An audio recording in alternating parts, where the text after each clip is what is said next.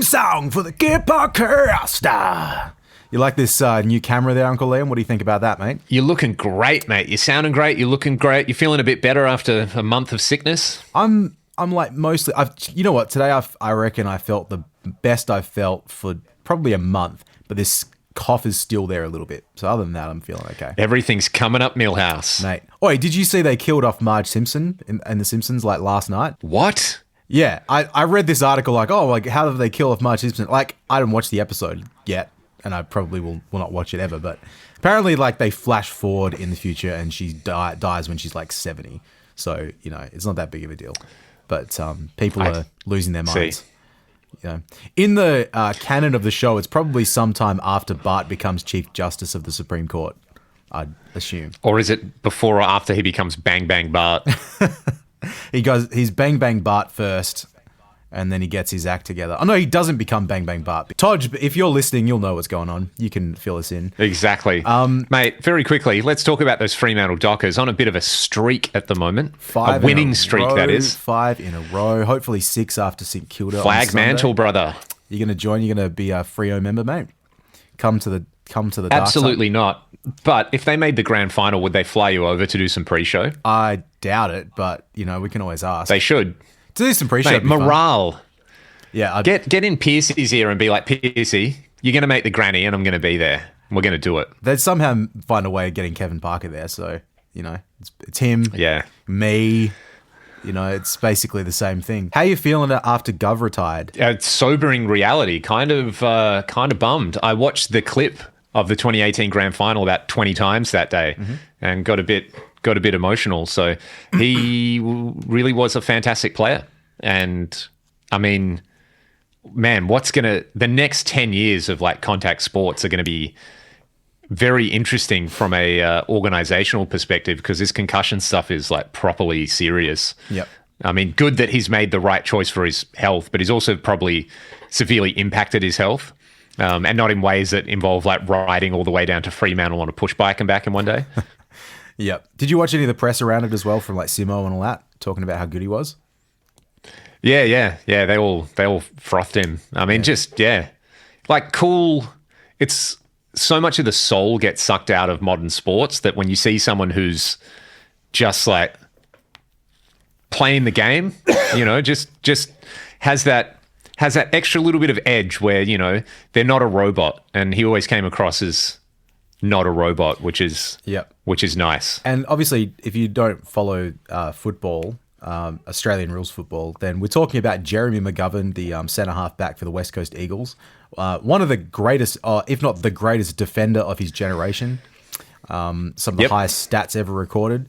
I mentioned Gov and his unfortunate body shape when he started at the club. So that's a great segue into what we're doing on today's episode of the Gear Podcast. Mm-hmm. So what do you want to talk about, mate?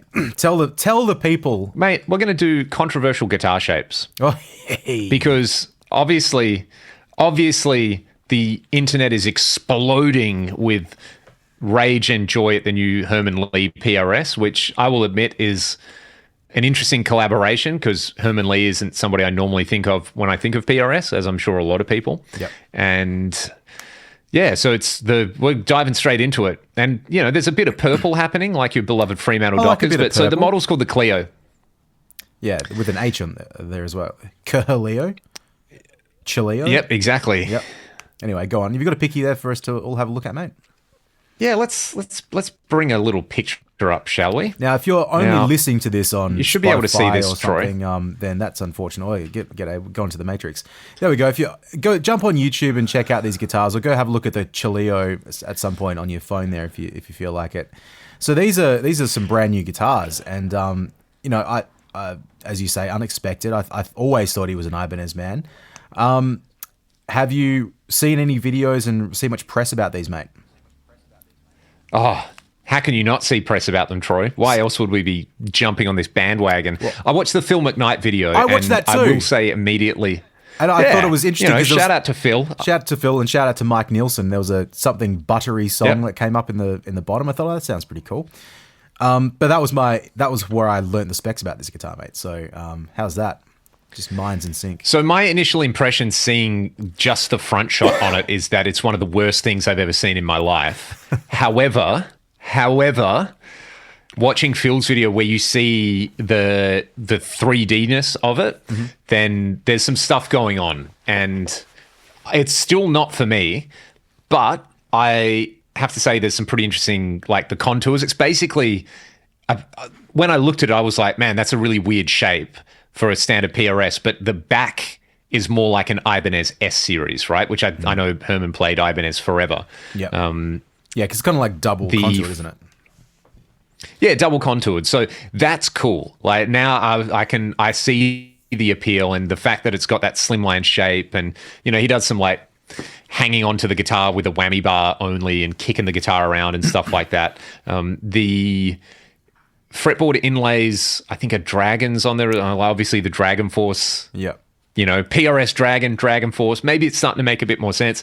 But honestly, spec-wise, that kind of contoured body, obviously the Ibanez S series, other guitars, like you've got a lot of modern guitars that aren't made out of wood that use those kind of like injection molded things. Yep. It's got a Godot Floyd, the best Floyd, and it's got Fishman Fluences in there. I think it's his signature Fluent set or something like that. So it's very much their take on a modern metal shredder guitar, right, with all these kind of things. And looking at it as a PRS doesn't make sense to me. I don't know why they decided to make this and not that Mark Tremonti Explorer. So I thought the Mark Tremonti Explorer like had way more vibe. That was like, if I can bring that up without spoiling what we're looking at. Hey. That was a pretty cool spoiler thing. Spoil all of them, mate. There you go.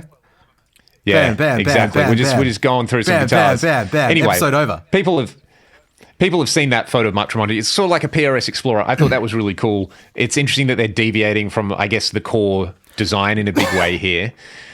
What are your thoughts, mate?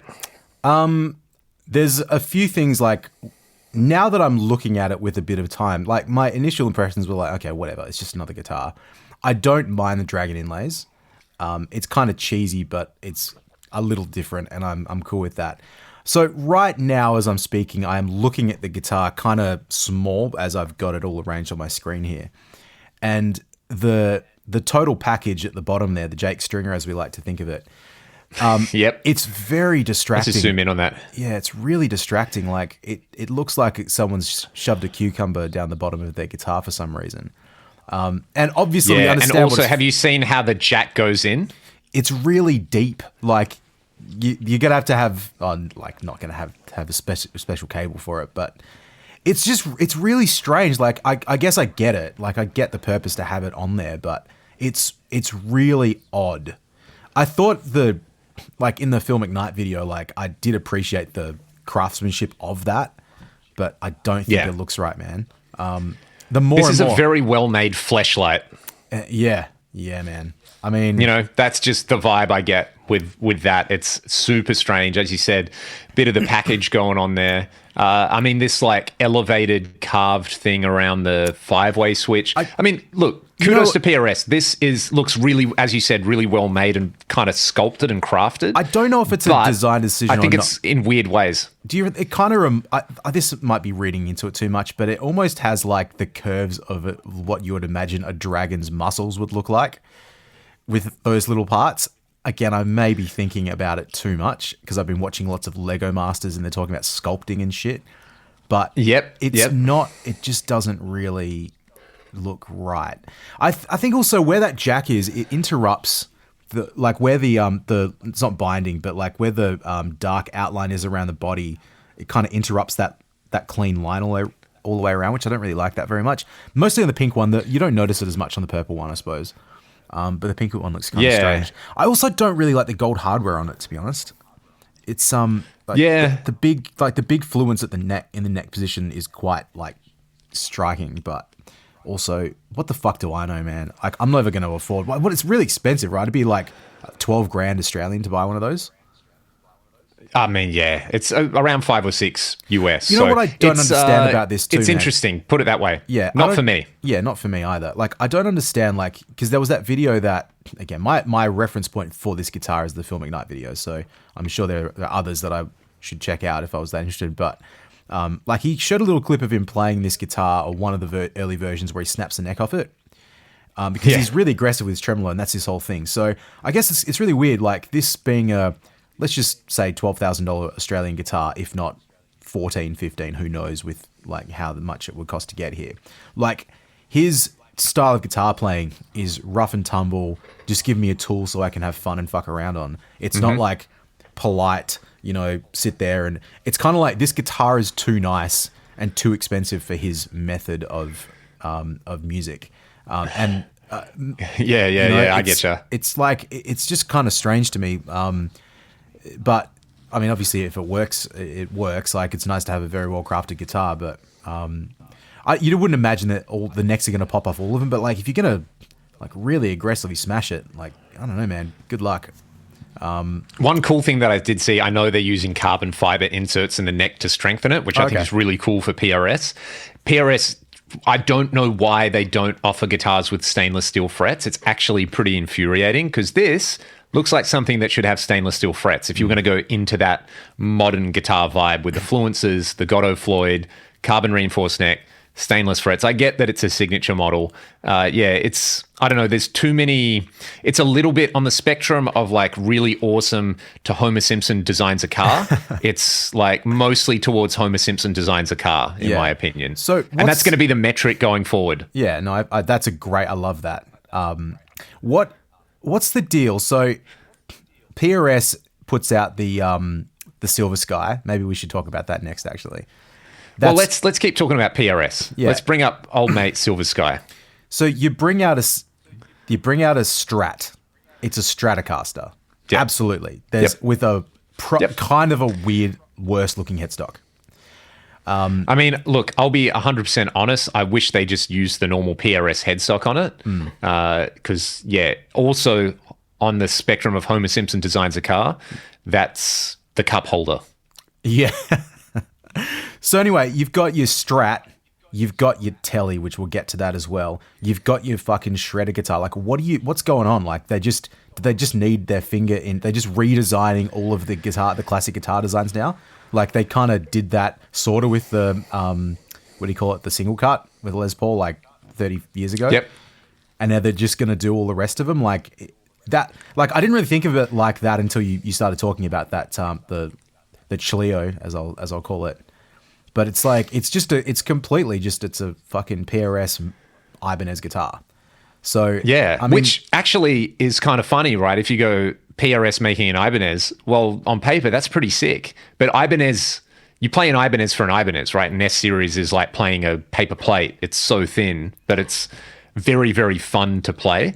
And I imagine that PRS is probably very fun to play as well. So while it's not for me, I can understand some of its redeeming qualities. There's also just some odd stuff around it. But the Silver Sky, like I've played one. It feels like a Strat. It sounds like a Strat. It's them doing a Strat. I mean, the single cut I have, I love. It's not exactly a Les Paul, but it is its own thing, and it has some Les Paul-ish aesthetics. Yeah. Like I've not. Same with the Silver Sky. I haven't liked the Silver Skies I've played, to be honest, and I've played a couple of USA ones, and I've played a couple of I must have played a couple of the SE ones too. They just don't. There's something about them that doesn't feel exactly like what I want a Strat to feel like, which maybe that's the point too. So I guess you can't knock it too much for that. But it's like the ones that I played, the USA one as well.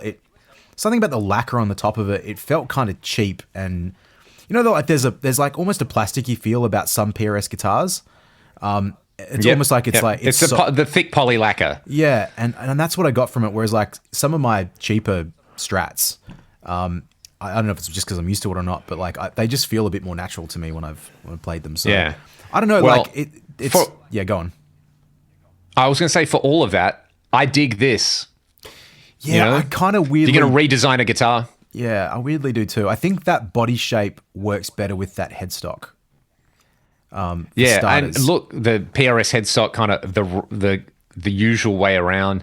The narrow fields. The bridge on this is interesting. I think this is a really cool way to keep the old school telly aesthetic, but do something. It's basically, they have their old school stop tail bridges like on my single cut with the offsets for the intonation. I think they've just done the same thing, but instead of having 3 brass saddles like a typical telly. There's just two. Yeah. It's very elegant. Like this, I would rock this. I like this. I really like that dog hair finish on there. That's one way to do, and to PRS making a telly. Well, yeah, actually, I think that gets the balance right. And I know a lot of people love the Silver Sky as well. So in that regard, that's probably there. Maybe I'm just not seeing old Herman Lee signature through the right lens. Seeing it as an Ibanez that PRS are making, maybe makes a bit more sense. Yeah, man, I don't know. It's just, who am I to shit on these things? I mean, I'm just some guy, and I love being a bitch about it. So maybe that's the answer. Well, I mean, we're just going to edgelord through this whole episode. Haters, let's be haters. We're haters. Yeah, the other thing that this Herman Lee guitar reminds me of is not this, because we'll get to all of these. I just need to get to the right tab. Luckily, I can fix this in post-production, Tondi. Is this, all right? Ernie Ball, Music Man, John Petrucci Majesty. Yeah. How do you feel about this? Yeah, I mean, weird. It's not my sort of cup of tea. Yeah. I think it's the extra long pointy top part. The extra long horn is sort of strange. Have you played one? Yes, I reckon I played one probably about 7 or 8 years ago, but not in any great capacity. So I felt it. I've had it once before. The one I've played and borrowed for a while, it's insane to play. It's great to play. The thing that I can appreciate, again, not my favorite, probably wouldn't buy one, but see the bottom horn to the top horn, how that vaguely follows the same kind of curve. Yep. Yeah, okay. So. Yeah, that's one thing that kind of bugs me about the cutaways on the PRS thing, right? But yeah, I see that. Yeah, I think the Majesty, it's a little bit more. And maybe this is just because it's been out for a while, so we're kind of used to it. I much prefer the JP15, JP6 look for the Petrucci signatures. I think they look I agree. classy. They sort of suit his aesthetic.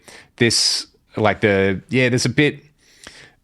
Maybe this is 60% Homer Simpson designs a car, 40% pretty bang on.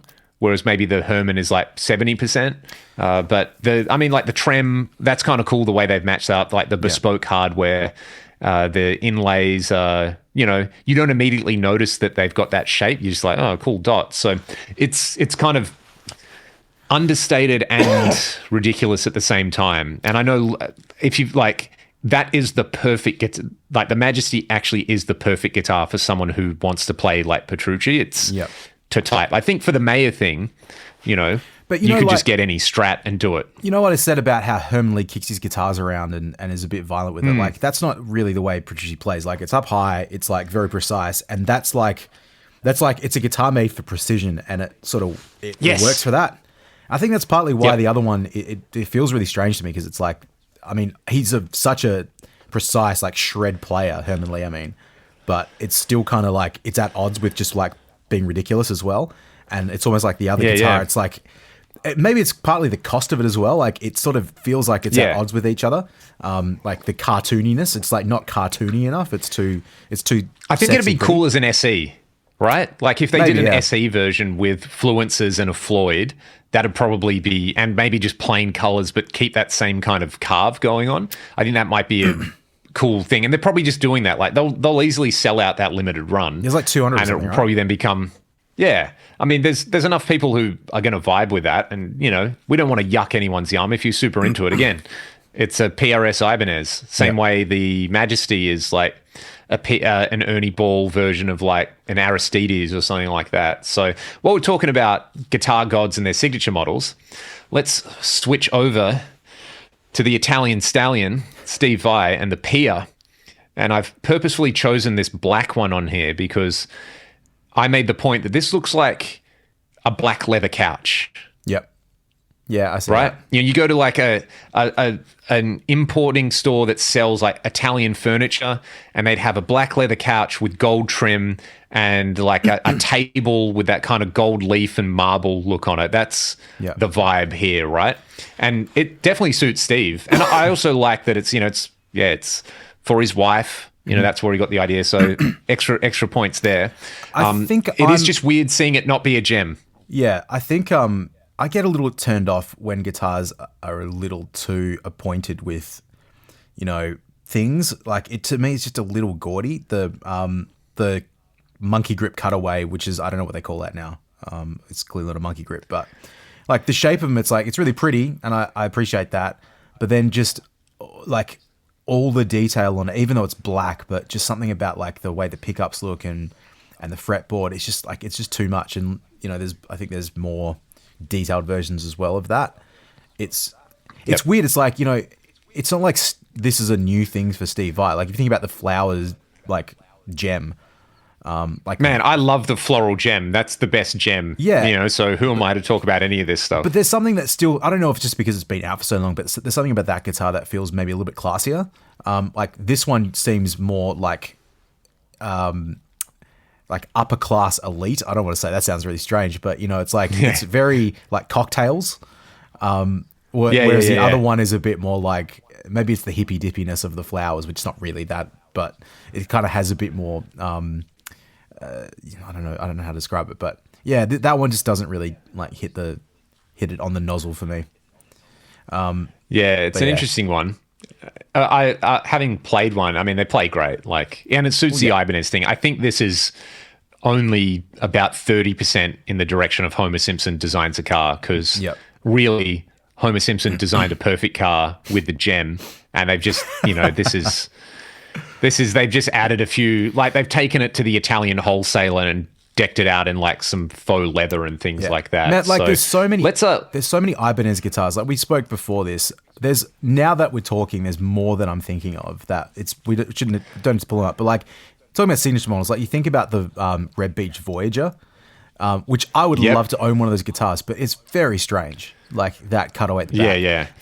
The five Ibanez also are like, they'll give anyone a signature model after long enough, right? Like surely they need to give you an artist deal, and you need like a purple Ibanez on top of the stadium, and in 5 years it'll be the Troy Navaban signature RG, and it'll be purple. Can we quickly take one slight detour on this conversation? I don't know if it's because it's been out for so long you're just comfortable with it, but mate, bloody one of these boys. Just a simple Iceman, and like this guitar is going to get some treatment. And I mentioned about being gaudy. I'm going to do a couple little gaudy things to it, which great, but it's not a signature model. It's like just a fucking like let's have a laugh sort of model. I bought this guitar. I still like the Ice Destroyer more than the stock Iceman. I wish they made one of those for real that you could purchase. The Iceman Destroyer thing. Like I think this looks like a fist doing this, and I've always just loved that look. I haven't so the funny thing is, imagine you got the Ibanez Iceman. Would that thing fit in the Herman Lee Jack? Oh my god. We've gone too far. Quickly on this guitar before we move on, because we've got other stuff to talk about, but I think I've said this to you, but I'll say it on the pod. But like I got a couple of guitars wet over the last few weeks at some gigs. Yeah. So the Charvel, I think we spoke about that. The fretboard was lifting off it, not great. My Explorer, which I've had for the last year and a half and done a bunch of gigs with, that's absorbed a bit too much moisture, so there's a lot of inconsistencies in the fretboard now. So I'm going to wait till it dries off a bit more, which may or may not happen. Who knows? It's still playable, but it's not really perfect. But as a result, I'm not really that keen to take that guitar up when it's raining again. So I thought, if a guitar comes up cheap enough that fits the, aesthetic of what I'm trying to do up there, I'll grab it. So I got this really cheap, man. This was $250. Wow. Yeah, it's bargain with a dime bucker. With a dime bucker, that's Australian, so it's like $150 US. I got this for. It's a Korean-made IC200, so it's not a fancy fancy Iceman. I'm gonna probably, with the help of Tim at Williams Guitars, put a purple wrap on it because I think that would look very fantastic. Cool. I may put a neck pickup in it because it doesn't have one at the moment. It's got the Bill Lawrence, but. Yeah, like this will just be a fun little project. The funny thing about this, man, so 20... Wait, why is the pickup switch where it is? Mate. That's weird. Okay. I never noticed that about Iceman. Yeah, the funny thing about this guitar is, obviously I have no confirmation of this, but 20 years ago, I was looking for an RG, like a shred style guitar. And I remember going into Clef Music in the city, and they had Oh, wow. they had this exact model of Iceman in there. This was about, it was 2006 it was. They had this exact model of Iceman. It was, it had 2 pickups in it. I played it, I really liked it, but it wasn't the Paul Gilbert thing that I wanted at the time. So I didn't buy it. And so, I mean, this is I obviously cannot confirm or deny it, but this may be the same guitar. And I really liked it back then, man. Like, I really liked it. Felt really bummed that I didn't go buy it, but I had absolutely no money to do it. Amazing. So it's just a nice sort of full circle thing. So I know, like, it's not fancy. It's not going to, like, blow anyone's budget out, but this is kind of fun to have it. So, again, Mate, it's a WA salvage caster. We know fancy, but we cheap. Not fancy yet. All right, I'm going to bring up some more guitars, and we're going to start with the Big G. A couple of Gibsons that... let's just face it, have their appeal and then sort of also don't have their appeal. Where on earth have I put this, Troy? Actually, before we do that, let's talk about a few more signature models. The Ernie Ball Music Man, while we're talking about it, the Kaizen, the Tosin Abasi model.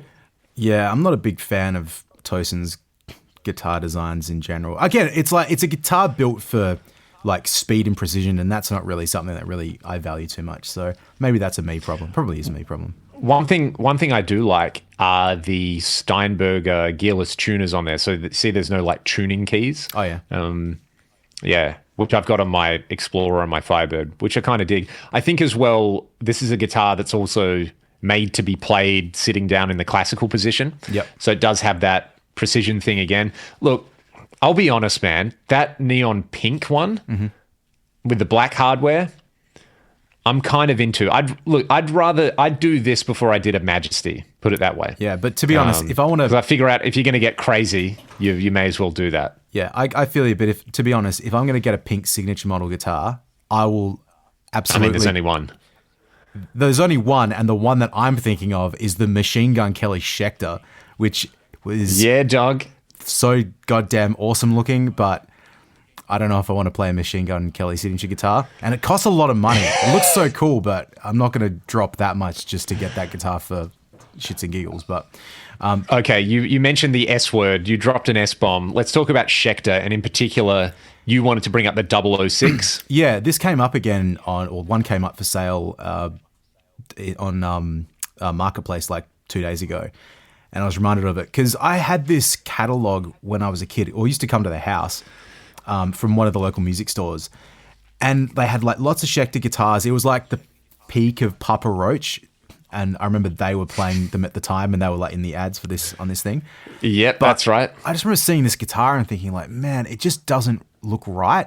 It looks like it's a guitar that's got muscles. Like it's just real swole and like kind of stumpy. Like it's wearing a wife beater. Yeah, it is wearing a wife beater. That's exactly right. But you know what I mean? Like, look, Schecter guitars look like the people who play them more than any other guitar. Let's just put that out there. Like this guitar looks like Papa Roach did in the early 2000s. Like it looks like it's got spiky hair, a tribal tattoo. Yeah. Played really low. One of those not like made for precision. One of those shirts. Was it like Worn Star clothing, or the other one? The button up. Yeah. A bit like it's going to come into your drive-in diner or a dive bar and say that the burger has a real meaty taste out of the meat and a cheesy taste out of the cheese. It's. I remember when I was in year 11, I went to a house party, and a friend of mine, we had to, whatever happened, there was some dude there who we didn't know. And he he said something to one of my friends, and they wanted to start a fight, and we were like, yeah, get out of here.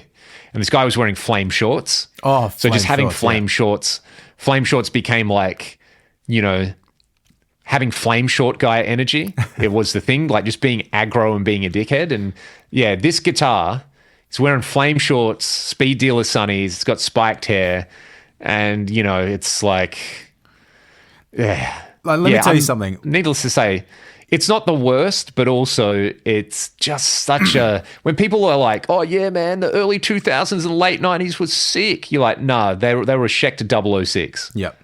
Let me tell you what that guitar would feel like. Close your eyes, and you can feel free to do this at home. Someone gives you this guitar in 2025. This is what it's going to be. A, dusty. You know you get dusty guitars? It's just going to have dust all over it. Yes. B, that level of like grease and grime, just like a little bit kind of like it's dusty, but it's also got that like, oh, what's going on here? It needs a wipe down. And then you know the action is going to be too high and the strings are going to be rusty. Like, Jesus, Troy, you have absolutely inflicted body horror upon me with that. Yeah, it's a visceral guitar, so I do not like that one. There's a lot of Schecters that I'm not into. I hate being such a... Like, I don't really have these generally speaking with design stuff. I'm like not a huge traditionalist with things. I don't care, like amps, and I'm like, I love forward thinking, but some of these designs that they're not that for me. They just kind of, there's something about them that just doesn't feel like right. So it's... Yeah, for every awesome forward-thinking guitar, or for anything that is awesome, there's like 100 things that are like a bit meh, and that's the filter of time working at it, right? Let's go straight to things that I know a lot of people are going to hate. Your mates. James Tyler guitars, particularly the headstock. Yeah, that headstock's something else. Yeah, I mean, I've got a JTG right here, and man... I mean, you've played this guitar. That guitar is unbelievable. Like, I couldn't... so good, hey. I was very impressed. Like, I feel like it's... I don't want to overstate it too much, but it doesn't feel like another guitar, which I was surprised about because it just looks like it should play like a Strat or something like that. But no, it feels great. And to Tyler's credit, they actually say, like, when you open up the case and you read the little thing, and it just says, if you know, you know. And it's 100% true. Like, they are upper echelon super Strats. And Troy, I'll just say one thing. You've put fenders on wall hangers before, right? Yep. You know the Tyler headstock? Oh, yeah?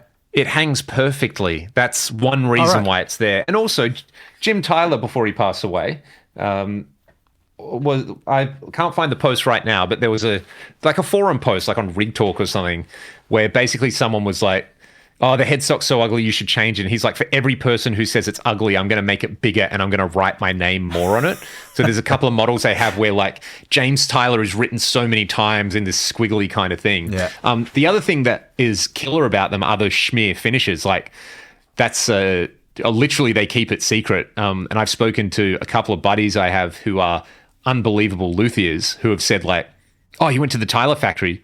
Did they show you how they do the schmear finish? And I was like, no, of course not. They were like, yeah, we just can't figure it out because it's not like those Ibanez oil drip kind of things. Yep. It's yeah. So look, they play amazingly well. They sound super fat.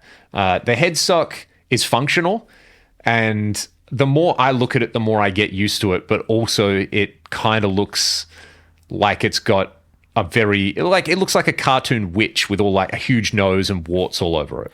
It reminds me of when I was a kid, I had this like toy that was like a retro gamey computer thing, and you'd punch some, like it would sing a song to you. It just has that. It looks like 1989 kids' toys to me. Oh man, actually, yeah, like a little figurine. That's funny. It reminds me of its time, but I also love that too. You know, I'm big into the retro stuff. So yeah, I mean, I think one thing about all of the stuff we've looked at, they definitely have their redeeming qualities. Where I could totally understand why someone's like, nah, I love it for this reason. Yep. We have looked at some outrageous stuff. So yeah, the Tyler headstock. I mean, I love that they just refuse to yield and they're like, no, that's what we do. Our guitars play so well and sound so good that you're just not going to care. This is a new guitar that came out recently. I don't know if you've seen it. No. This is from Kiesel. They're calling it the Kyber. And yeah, just give us your unfiltered first impression, bruz. Not for me. I don't like those headstocks, man. Yeah, so it's a new headstock thing for them. I think basically the thinking with this is it's a headless guitar, but with a headstock, if that makes sense. So like a lot of the lines and things like that. Oh, so it's a guitar. One thing that I am personally not super into is the like spalted maple thing on fancy metal guitars. Yeah. I get that it looks sick, but I want to put my coffee on it and put my feet up on it. That's sort of what it does to me. Like it just looks... also, this one here kind of looks like a like who was the guy in the Star Wars, like Snoke? Like, Oh, yeah, I there's see there's his mouth, there's the eyes, there's a munted nose, which I'm sure Kiesel would love because they're Star Wars nerds. Going for that ergonomic thing, right? But I think if we're going to do the ergonomic thing, so yeah, again, I see what they're trying to do. And Kiesel, to be fair, they make some of the worst looking guitars I've seen, and also some very, very cool looking guitars. And we all know how Jeff is about criticism. So Jeff, that is intended both as criticism and as praise, because I like that they also, like Tyler, are like, no, this is what we do. Yep. If you don't like it, go and shove it up your ass. So You know what they should do? However, you know what they should do on those guitars? They should put the you know how Jason Becker's signature carving had the fret numbers on it? yes. They should just do that on all their guitars. That would be the biggest fuck you imaginable. Yeah, exactly. So look, it's, again, not for me, but I appreciate the sass, put it that way. Talking about headless, we need to talk about Strandberg, right? So Yep. Is this the best thing to ever happen, or is this like the incel caster? Incelcaster sounds pretty good to me. I've never played one. Yeah. You've played them before, haven't you?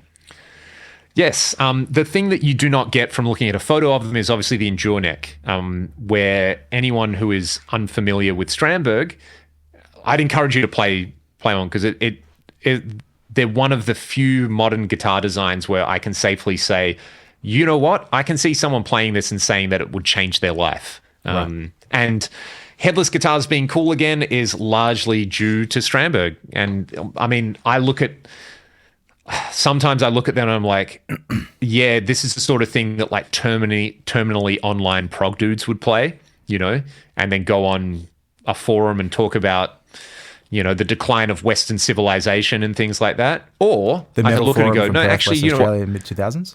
Yeah, Oh, no, that was exactly. Western Front. Sorry. Yes, Western Front. Sorry, missed the joke. Go on. I'm going to just very quickly do this, however you spell it. Strandberg and Druinek. So we need to see a photo of the back. So let's do this. Oh, yeah. We'll open that in a new tab, won't we? Okay, so see this? Mm-hmm. And this is almost like convex here rather than concave. So it's the guitar is designed, to be very comfortable when you play it sitting down, the Bowden anyway. And then you have this flat bit on the back of the neck so that your thumb kind of follows it. Yep. So it's, people say ergonomic. This is actually ergonomic because it's encouraging your body to move in a particular way. Right. So yeah, I can totally give Strandberg props for making multi-scale headless a thing. Yep. I would actually, look, Matt, if I didn't just get this, Yeah. this is a Hills guitar, which is very clearly inspired by the Strandberg thing. It doesn't have the Endure neck thing, but it's really, really fun. Like it's a type of, I feel like this is a type of guitar now that is finally, after all the stuff with, Steinberger, and how many people confuse Strandberg and Steinberger, by the way? Oh, yeah. Where they're like, yeah, I played this Steinberger. And you're like, no, you didn't. That sounds like a Strandberg, bro. But yeah, like this, there's definitely a parallel universe, I think, where I just have one of these and no other gear, or like two of them, and that's it. They're easy to travel with. The multi-scale thing's comfortable. It's like IKEA made a guitar, right? That's the sort of guitar that the person who plays it has a dry sense of humor. Yes, actually, that's a much better way of putting it. Yeah, and would be misunderstood sometimes. So Yep. I think a lot of them as well ship with like Sir pickups, which is pretty cool. Mm-hmm. All of this has like bespoke hardware. Everyone has copied them. I think you can pretty safely say, like, love it or loathe it, this is a very important guitar. Yep. In the realm of modern manufacturing. Yeah, what I don't like about this sort of guitar, just from a visual perspective, because look, it's clearly not for me, and I don't play that sort of music, so that's completely fine. But it always, like, when you get to multi-scale and fan frets and all that sort of stuff, like the angle of the pickups against the neck and the way that the frets look, everything always looks really like Rocco's Modern Life to me.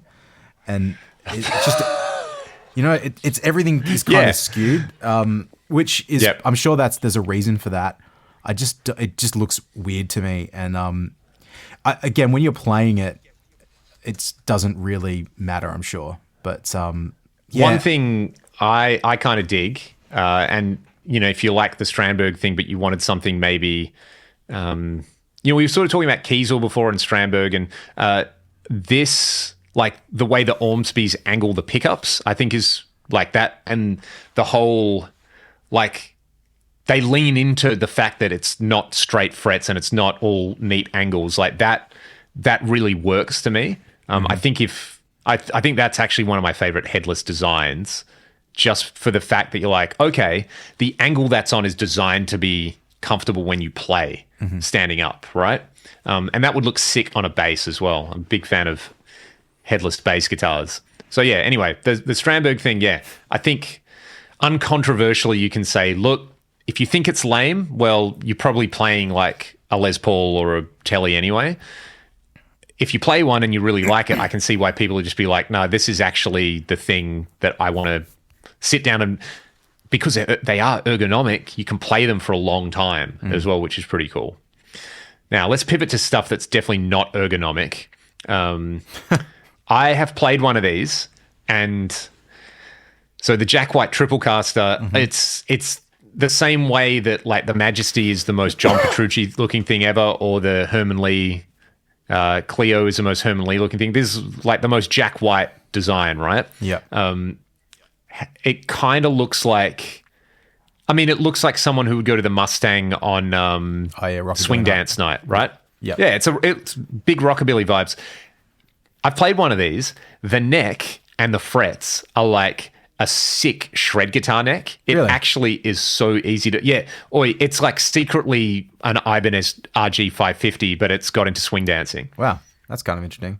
Yeah, it's not my sort of thing. I'm gonna change my tune. I'm not gonna be such a like a bitch about every guitar that comes up from now on. So I'll try and find the nice in it. Which it's got an aesthetic about it. It's the thing that is the strangest is I think just seeing those pickups on that guitar. Because the rest of it is it's just a Telly with a Bigsby, right? Like it's not really that. Yeah. And what's on the top of it? Is that just odd bridge? The where your arm would go on the top of the guitar? What is that exactly? Is that a saddle? I think it's like a scratch plate style vibe. Right, okay. That's an inch. Yeah, it looks like a saddle to me, but that's kind of detune. It's cool. It's actually a pretty functional guitar, and it's got a lot of weird sounds in it, which. Yeah, I think the Telecaster in general is a great platform to do weird stuff with. Yeah. Oh, yeah, absolutely. It just feels like you're holding a piece of wood. Like it's not, you're not holding like this crafted machine. It's just it's like a not a floorboard, but you know what I mean? I sort of appreciate that. While we're talking about Jack White, this is the Jack White guitar, right? Yeah, talking about Rocco's Modern Life. Like that's, My God. In a nutshell. Have you played these ones? No, I feel like this is like someone I know's got one, but because they're plastic, right? The airlines. I think so. Yeah. Look, the good thing about these guitars is also the bad thing about these guitars, which were like they are so tied to early 2000s indie rock that it's like, it just it looks like a toaster from the 50s, right? Yeah. And I can't imagine they play well, but I get that was also the vibe of the White Stripes. Like, let's do things that are cool, but also not cool. So, there's like it operates, this being the Jack White guitar, operates on that sort of like, well, obviously it's not for people who are guitar nerds. This is about like culture and, what is art and stuff like that. So there's like a meta-ness about it, but also... Yeah.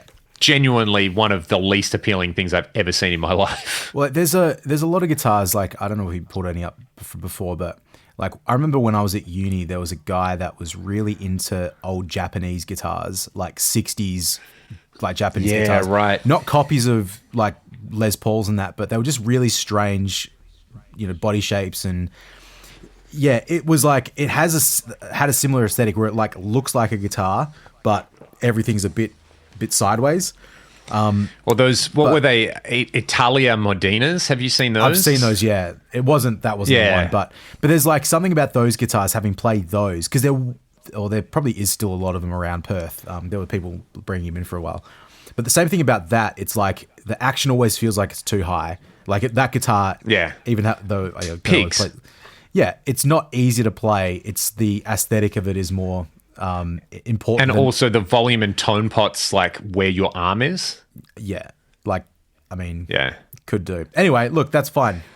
Oh God. Okay, let's get into. We're in offset indie boy land right now. The Jag Stang. That's awful. I mean, okay, Tondi, awful. The Jaguar. You like the Jaguar? Yep. Jaguar tick. You like the Mustang? Less, but yep, happy with the Mustang. You like the Jag Stang? It's awful. What am I looking at? Yeah. It's like a kid drew a picture of a Jaguar and then cut it out with a bandsaw,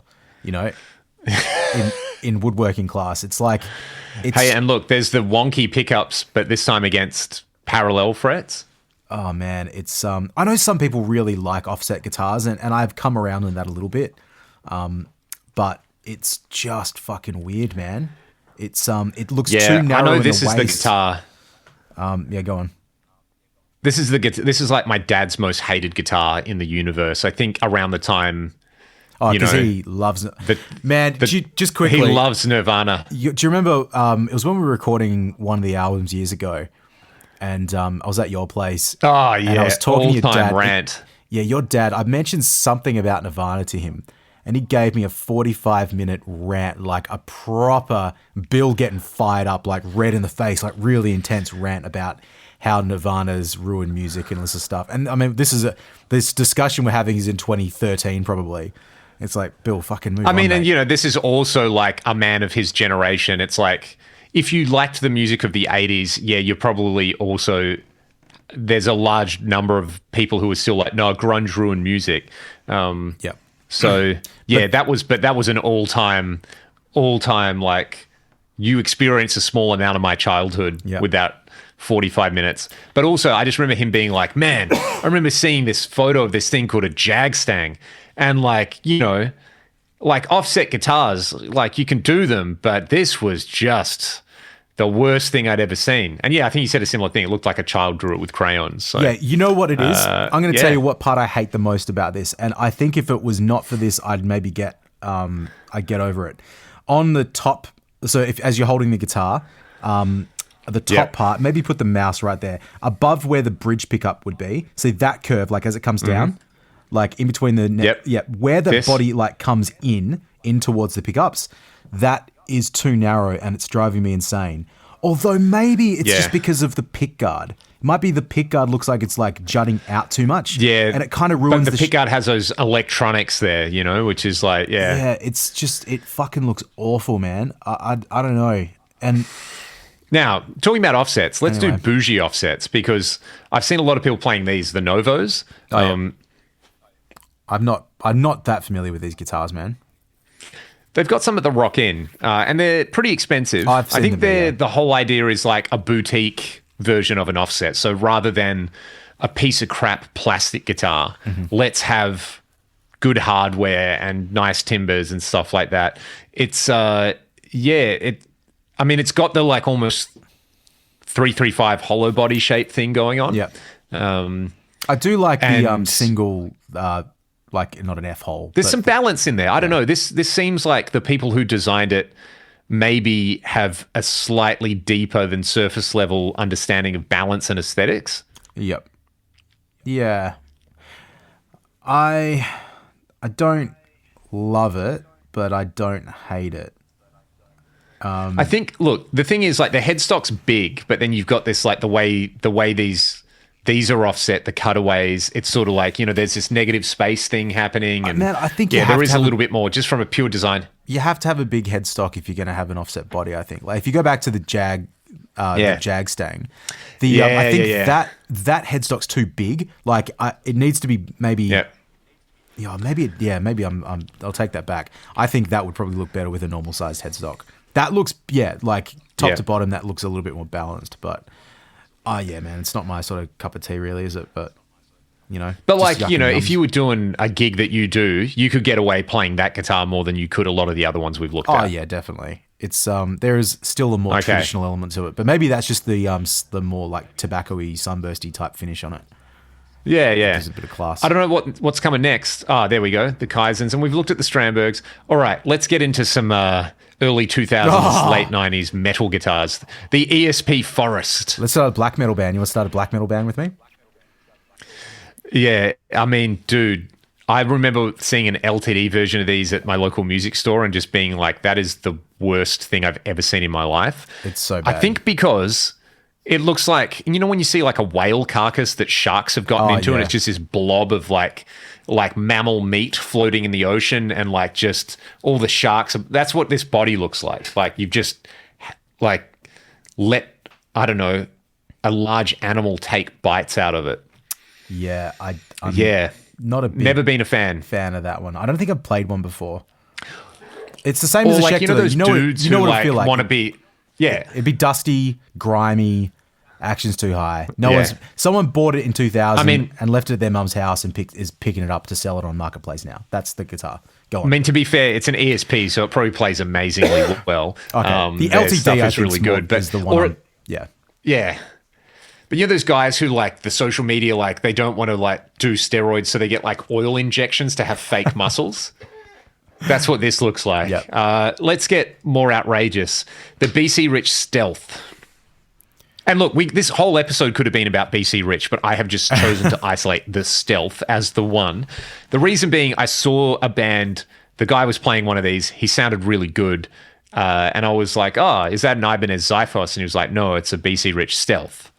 Da-da, Leon, you dummy. I know Keys will kind of do a shape similar to this as well. Is this a 7-string? I don't know how I feel about this guitar. It's I mean, it's not pretty, right? but This is the most compounding one out of all of them. Like the reverse headstock and the body kind of go together. Look, this is a 7-string as well, so that throws things off. I think it's a 6, but yeah, I don't like think I'd you play know what one, this but- is? You know the Pokemon Ditto? Oh, it looks like a Ditto. Oh my god, that's what it is. That looks like a Ditto. Yeah, I was gonna say it's got like flubber. It's got that kind of like it looks Yes. like gelatinous or something. It's got a bit of like Yes. It looks like someone stamped an X, but with like ink, like squid ink. Yeah. Or just got splat. But I mean, kind of don't hate sort of it. It's like it's really, it's weird. The body looks like a 90s, like, like computer graphics from the 90s. Yeah. And you'd have the font they'd use. That's what the X would look like. It's it's the sleekness of the curves on it that's a bit surprising, I think, on a guitar like this. It's yeah. it's a Well, bit more basically the rounded. pointy version is this, right? The Ibanez Xiphos, which is another X-shaped guitar. Yeah. With a reverse headstock. Yep. I mean, same kind of thing. That a little bit of that, like, what was the Dime Razorback? And look, we haven't put a dime bag guitar in here. We probably should. Yep. Because I mean like the Dean ML in Blue Burst. There you go. How Dean can you get? The Deanest of all Deans. Man, that when I realized that's a V Explorer, I was like, I like it now. Yeah, I'm okay with that. I just wish it didn't have that headstock on it. It's a unfortunate. Yes. What would you have instead? A V headstock? I don't know. Maybe a V headstock. It's I mean that's Dean's thing. So Yeah. fair enough. But man, it's Mate, so big. let's talk about these because I just had one of these in to demo. This exact color, Yeah, the Cadillac. I don't know about that one. Hey, we should also just quickly talk about the Zach Wild guitars as well, because there's that. Yeah, there's what are they called? Wild Audio. There's one that looks a bit like that, but it's yeah. There's Let's go through a few of them. Yeah. Oh my god. Oh, this SGV is not great. Now, the SGV I think is the least bad of them. It looks like in my a opinion. little man just like flexing his muscles. You know? Look at That's him. amazing. Here we go. We got a couple. Troy, it will not surprise you to learn that Schecter manufacture these guitars. Yeah, Does that explain everything about it? Yeah, I kind of did know that actually, but mate. It's Yeah, not I mean, great. there's sort of, I think it's the headstock with like this is Wild Audio guitars are 100% Homer Simpson designs a car. Yeah. They're 100% in that thing. Can you like, go to Zach, the, do whatever you want, bro. Just go to the Les Paul-y looking one, the orange one in the middle there. This one. The Odin Grail. Is that what it is? SDMF, brother Troy. This one. Where the cutaway is, like that shape is awful. Like I don't understand the purpose of that. That's the most off-putting thing about it for me. I can sort of, I guess it kind of works with the little, like, you know, the little bottom part there that sort of looks like, I guess, the bottom of the Iceman. But man, I don't know. I don't know about that. I mean, look, they probably play good and sound good, and, you know, like Zach obviously uses them, but whoa, man, it's totally like, the most Homer Simpson designs a car out of all of these. The Herman Lee one was 90% Homer Simpson designs a car. Yep. This is, I don't know. I think I still just think of Zach as a Gibson guy. Yep. And he forever shall be. Like, you know, he had such an iconic signature Les Paul. I think that's the thing where it's cool, like, now you do it. And I get it. Like, you know, you own your own guitar company now, even though Schecter just not even ghost built stuff. It's like, it's a Zach Wild Schecter. That's what it is. And it looks like a Zach Wild Schecter. But did he move? Was it just like, I want to start a company, or was there some falling out with Gibson? Because was that like I'm not 100% sure, but surely there was some, you know, faux pas that happened there, which I think is a similar thing to the John Mayer Fender thing. Like, you know, right. he just, maybe the relationship wasn't there anymore. And, imagine a Zach Wild PRS. Like the bullseye, but inlaid. Oh, you know, look, if you're gonna do that, just do this. I feel like this is the perfect guitar to end this episode on, because if you're gonna do gaudy, if you're gonna do weird shapes, if you're gonna do something that really, you know, is a talking point, the Minarek. Yeah, we played with a band in the States with a guy who had one of these, and I was like, I mean, I cannot believe that you actually own one of these. Look at how much binding there is on here. Yeah. Remember there was one in Kalgoorlie? Remember there was one at the guitar shop in Of all places. Of all places, yeah. I mean, that's taken Flame Shorts to the next level, isn't it? This is the Guy Fieri caster right here, ladies and gentlemen. You know what? I said we were going to finish this, but a couple of other guitars that sort of came along, and where on earth are they? The Gibson Futura, which was a guitar they kind of never made back in the day, like basically an alternate version of the Explorer. But you mentioned that Jared James Nichols is playing one of these at the moment. Yeah, it's got the Dean headstock. Yeah, I'm not sure if he's playing. I think it's an original, but I feel like they've also made him a new one too. I saw it on Instagram. Yeah, it looks like it's from the Jetsons. It looks like someone's done like drawn a picture of an Explorer from memory. But that they're also 14 years old and they kind of only know what it looks like, kind of, you know. It's a couple of other. This is in my Hall of Shame because I think it is easily one of my least favorite guitar designs. Mostly because I love the original so much. Like, I love the Firebird, but the non-reverse Firebird is jank. It doesn't work, man. Again, it's you drew a Firebird from memory. Yeah, it's someone with big shoulders again. You know, like tall neck, big shoulders. Oh, look at the controls. I hate it even more now. Why? Yeah, why? That flame guitar, like seeing the 3 knobs in a row like on a Hamer that doesn't look right either for some reason. I don't know why, but that's no good, man. You know, I don't like. Man, I don't like wow. We have. And okay, and then you've got this level of stuff, right? I don't know if you've ever seen this, the can opener guitar. Oh, I don't think so. The Gibson Corvus. I don't know how many they made, but it looks like can opener, right? Oh, it totally does. I've never seen that before. There's so many. And I mean, I guess like that's the thing. Like anyone who says a Strandberg looks bad, look at this. Like there's so many guitars that just have not like lasted the test of time. You know, that's why Strats and Tellies and Les Pauls and Yep. 335s. Like, I guess it all works. I've been such a whinging little baby on this whole episode and just yucking everybody's yum. If you like the guitars, that's cool. I mean, I like What's a sparkly guitar guitars. design that you like that you can guarantee other people will probably hate? It's hard to say, man. Like, so for example, I love Taylor Swift's Rhinestone guitar. I think that looks really sick. Or even take There you like go. Paul Stanley, right? If you take some of the shit that's on those guitars, I'm not a Kiss guy, but I think that looks kind of cool and it fits with the whole aesthetic of the whole thing. Apparently, I didn't even really think about it till today, but I guess I'm a traditionalist for like guitars that came up to about the 80s that weren't stupid, and then everything after that, I'm like, nah, can't help you. But that's just me. So the Ibanez RG550 is the last great guitar design, basically, is the conclusion of this episode. Pretty much. No, look, to be fair, like normal quote unquote PRS designs are great. I do like those. I'm just not that big into their Sig models. Like, I mean, the Santana one's cool. Like, I love that one, but yeah, some of the others are a bit sort of strange. But anyway, there you go. Look, my takeaway from this episode is like, I don't care what guitar you play because we're all dorks. And, you know, Amen, like, brother. Are you more or less of a dork if you have a like traditional dork guitar or a really stupid dork guitar? So tell us about. Look, if people are watching this on YouTube, leave a comment.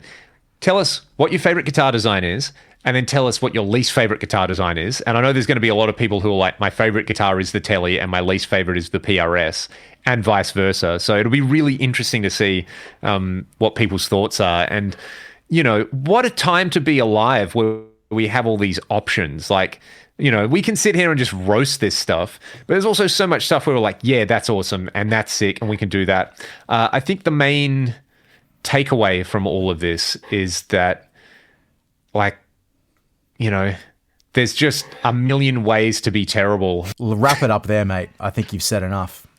You happy? Oh, yeah. All right. I'm more than happy. You got a big weekend planned, big dog?